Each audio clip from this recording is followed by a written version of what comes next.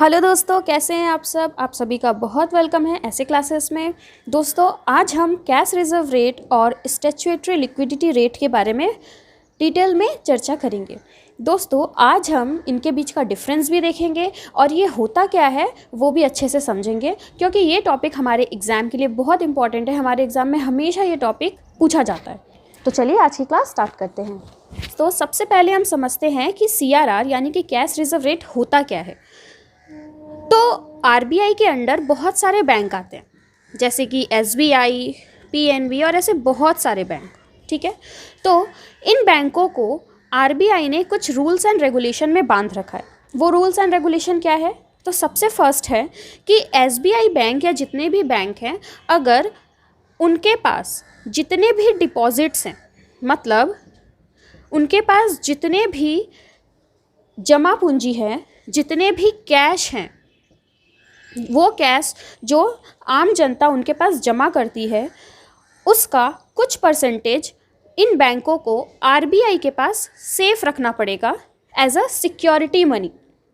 क्यों security money?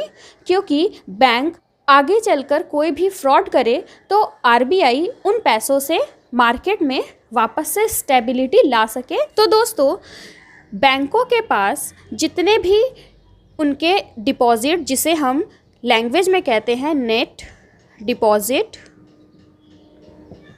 And time liability,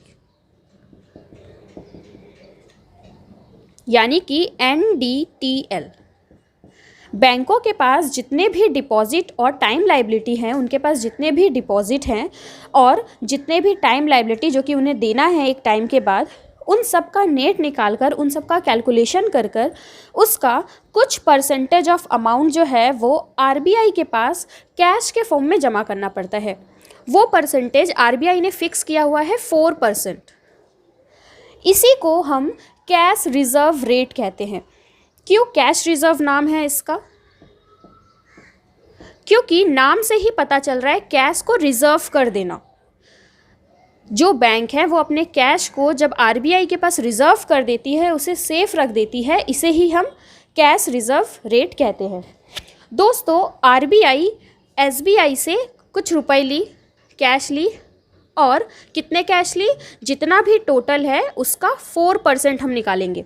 suppose अगर SBI के पास टोटल 1 लाख रुपए हैं, तो उसके 4% यानी कि 4,000 रुपये, ये 4,000 रुपये SBI बैंक को RBI बैंक के पास जमा करना पड़ेगा। जो जिस रेट से जमा हो रहा है, बस इसे ही हम कहते हैं कैश रिजर्व रेट। ये किसके ऊपर कैलकुलेट होता है? ये कैलकुलेट होता है NDTL यानी कि net deposit and time liability के ऊपर। और दोस्तों, सबसे बड़ी बात है कि SBI अगर अपने पैसे RBI के पास जमा कर रही है, तो इसका मतलब ये नहीं है कि RBI उन पैसों पर इंटरेस्ट देगा। क्यों? क्योंकि ये पैसे RBI एज अ सिक्योरिटी के लिए जमा कर रहा है, इसलिए इन पैसों पर RBI इंटरेस्ट नहीं देगा। ओके, तो ये था कैश रिजर्व रेट। अब हम देखते हैं स्टैट्यूटरी लिक्विडिटी रेट। RBI ने बैंकों पर एक और नियम लगाया है कि बैंकों के पास जितने भी NDTL हैं, उनके net deposit and time liabilities हैं, उनके कुछ परसेंटेज, जैसे कि अभी का रेट चल रहा है 18%, ये रेट फ्लक्चुएट करते रहते हैं, चेंज होते रहते हैं मार्केट में इन्फ्लेशन को काबू में रखने के लिए। ये इन्फ्लेशन क्या होता है, मार्केट में हम कैसे इसे काबू कर सकते हैं, इसके ऊपर मैंने डिटेल में वीडियो बनाई हुई है, जिसका लिंक आपको नीचे डिस्क्रिप्शन बॉक्स में मिल जाएगा। अगर आपको वो वीडियो देखनी है तो आप देख सकते हैं। तो दोस्तों, ये NDTL जो है, net deposit and time liability, उसका 18% बैंकों को अपने पास जमा रखना पड़ता है। कैश रिजर्व रेट में बैंकों को RBI के पास पैसा जमा करना था, लेकिन SLR में, स्टैट्यूटरी लिक्विडिटी रेट में, SBI या फिर जितने भी बैंक हैं, उनको 18% अपने पास ही अपने तिजोरी में लॉक करके रखना पड़ेगा। इसे ही हम कहते हैं SLR रेट। जैसे बैंकों के पास अगर 1 लाख रुपए हैं, तो उसके 18% यानी कि 18,000 रुपये बैंकों को अपने पास जमा रखना पड़ेगा। ज़रूरी नहीं है कि ये कैश फॉर्म में हो, ये गोल्ड में हो सकते हैं, या फिर ये कैश के रूप में, या फिर ये कोई पेपर, प्रॉपर्टी पेपर के रूप में, किसी भी रूप में बैंकों को 18% अपने टोटल NDTL का अपने पास सिक्योर करके रखना पड़ेगा। क्यों सिक्योर करके रखना है? ताकि मार्केट में इकोनॉमिक कंट्रोल हो सके, जो कि हम इसके डिफरेंस में अच्छे तरीके से समझेंगे। और दोस्तों, जो मैंने अभी आपको समझाया CRR और SLR, अगर आपको रिटन नोट्स चाहिए, लिखे हुए नोट्स, तो आप मुझे कमेंट कर सकते हैं, मैं आपको इसके नोट्स दे दूँगी। तो चलिए फ्रेंड्स, अब हम लोग देखते हैं इनके बीच का डिफरेंस। तो अब हम बात करते हैं CRR और SLR के डिफरेंस के बारे में। जैसा हमने CRR और SLR समझा, सबसे फर्स्ट डिफरेंस उनका इंट्रोडक्शन, यानी कि CRR क्या है, तो सर्टेन % ऑफ NDTL, ये गवर्नमेंट फिक्स करती है। इस परसेंट को हर 3 से 4 महीने में गवर्नमेंट इसको फिक्स करती है। तो % of NDTL banks have to keep with RBI। CRR में मैंने आपको बताया कि परसेंटेज RBI के पास सेफ रखना पड़ता है कैश के रूप में, और SLR में % of NDTL banks have to keep with themselves. यहाँ पर बैंक को अपने ही तिजोरी में जमा कर रखना पड़ता है, वो 18% जो भी रुपए आएंगे। दूसरा डिफरेंस है, it reserve in the form of cash. CRR सिर्फ कैश के फॉर्म में रखा जाता है, जबकि SLR cash and other assets, या तो कैश के रूप में भी रख सकते हैं या other assets like gold, government securities. Okay, तो इसे कैश, गोल्ड, गवर्नमेंट सिक्योरिटीज़ किसी भी फॉर्म में रख सकते हैं, लेकिन बैंक इसे अपने पास ही रखेगी, जबकि CRR सिर्फ कैश फॉर्म में होता है और ये RBI के पास जमा करना पड़ेगा। नेक्स्ट है, CRR control excess money flow in the economy. जब इकोनॉमी में बहुत ज़्यादा मनी का फ्लो हो जाता है, लिक्विडिटी बढ़ जाती है, यानी कि तरलता बढ़ जाती है, तब मार्केट को सेव करने के लिए, इकोनॉमी में इन्फ्लेशन को कंट्रोल करने के लिए CRR का रेट बढ़ाया या घटाया जाता है। ये कैसे वर्क करता है मैंने आपको बताया, इसके ऊपर मैंने वीडियो बना रखी है, आपको लिंक नीचे डिस्क्रिप्शन बॉक्स में मिल जाएगी।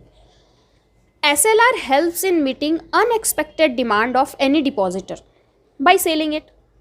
SLR जो है वो कुछ रेशियो बैंक अपने पास सेव करके रखती है, तो जब भी कुछ ऐसा अनएक्सपेक्टेड डिमांड आए किसी भी कॉमन मैन का, तो बैंक क्या कर सकती है, जो भी उसके पास सेफ पेपर्स पड़े हैं, गोल्ड पड़े हैं, जिसको वो कहीं इन्वेस्ट कर रखी है या अपने पास सेव कर रखी है, उसको वो सेल कर इंस्टेंट पैसे बना सकती है। इसीलिए SLR को मेंटेन भी किया जाता है।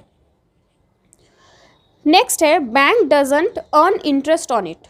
मैंने आपको बताया था कि RBI CRR में बैंकों को इंटरेस्ट नहीं देती है। क्यों? क्योंकि ये एक सिक्योरिटी मनी के रूप में जमा है। ओके, जबकि SLR में बैंक्स इंटरेस्ट अर्न कर सकती है। जो भी bank certain amount of money अपने पास रखी हुई है, वो चाहे तो उसे कहीं सेफ जगह रख सकती है as a form of investment, और उसमें से वो इंटरेस्ट कमा सकती है। तो मतलब CRR में इंटरेस्ट नहीं मिलता, जबकि SLR में इंटरेस्ट मिलता है। नेक्स्ट डिफरेंस है, CRR is maintained with RBI, इसे RBI के पास जमा करना पड़ता है। SLR maintained with bank itself, bank को ये खुद के पास रखना पड़ता है। CRR control liquidity in the economy. Economy में लिक्विडिटी, जब कैश का फ्लो बहुत ज़्यादा बढ़ जाता है, मतलब लोगों के पास कैश बहुत ज़्यादा आ जाता है, जिससे महंगाई बढ़ती है, तो CRR उसे कंट्रोल करता है रेट बढ़ाकर, और SLR क्रेडिट ग्रोथ में हेल्प करता है।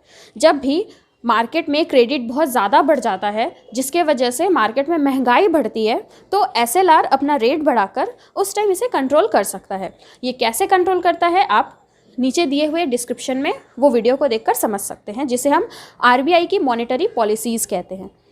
तो दोस्तों, ये था CRR और SLR के बीच में डिफरेंस और उनका डिटेल्स में चर्चा। अगर आपको इसके हैंड रिटन नोट्स चाहिए, वो भी इजी लैंग्वेज में, या फिर इसका PDF चाहिए जो कि ऐसा लैंग्वेज आपको समझ में आ जाए, तो आप मुझे कमेंट कर सकते हैं अपने मेल ID, मैं आपको उसमें ज़रूर सेंड कर दूँगी नोट्स। Thank you friends. अगर वीडियो अच्छी लगी तो एक लाइक कर दें और कमेंट करना ना भूलें। Thank you. और आपका एक और काम है कि अगर आपको किसी भी टॉपिक पर वीडियो चाहिए, तो आप कमेंट में मुझे उस टॉपिक का नाम ज़रूर बताएं। मैं फटाफट उस वीडियो को बनाकर आपको देने की कोशिश करूँगी। Bye bye.